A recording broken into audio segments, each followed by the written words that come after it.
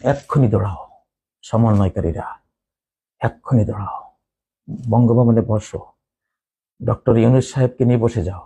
তোমরা তাকে চয়েস করেছো, আমি শুনেছি তোমাদের কথা।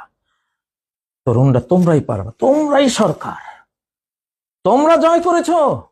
ওরে সবুজ, ওরে অবুজ, ওরে আমার কাছা, আদমরাদের ঘা মেরে তুই বাছা।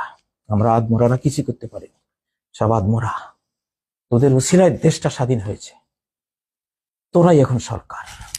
এটা ইঙ্গিত, আকাশের ইঙ্গিত।